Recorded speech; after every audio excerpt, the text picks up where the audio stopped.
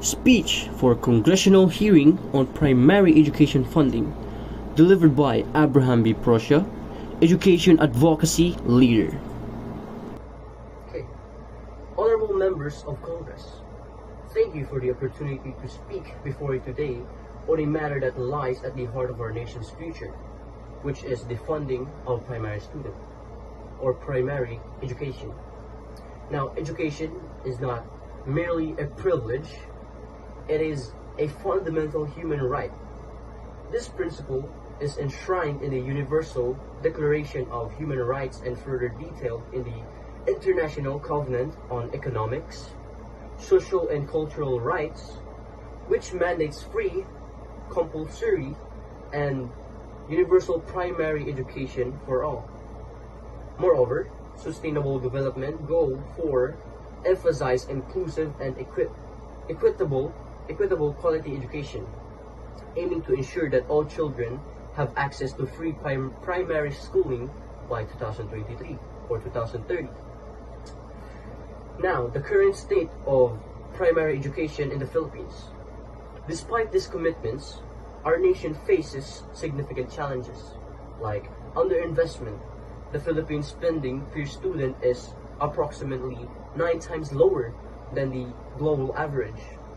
From ages 6 to 15, we invest about $11,030 per student compared to the 102,612 average among OECD countries.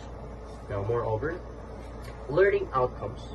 In the 2022 Programming for International Student Assessment or PISA, Filipino students rank the lowest in reading, mathematics, and science.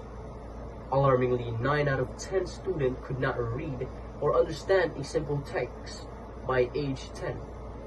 Now, moreover, infrastructure, and resources. Many schools lack basic facilities. For instance, 59.2% of elementary schools do not offer an access for persons with disabilities, and regions like BARMM have only 77.5% of elementary schools with water supply. Now, the imperative for increased funding. Investing in primary education yields profound benefits like economic growth. Education is a cornerstone for economic development.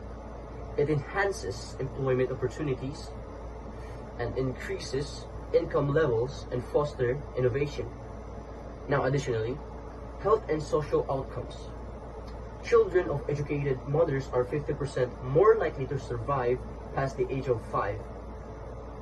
Education also correlates with lower crime rates and improved community health.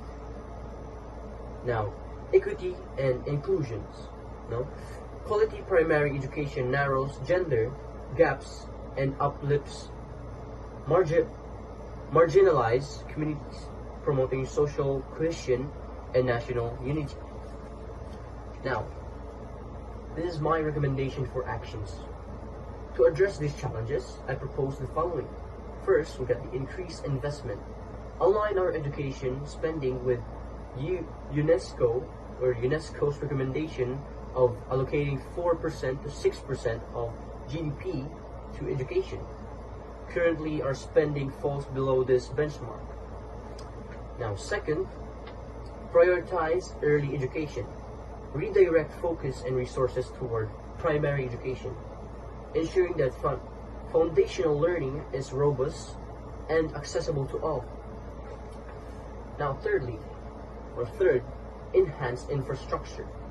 Invest in school facilities to provide safe, inclusive, and conducive learning environments, particularly in underserved regions.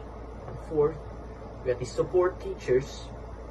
Okay?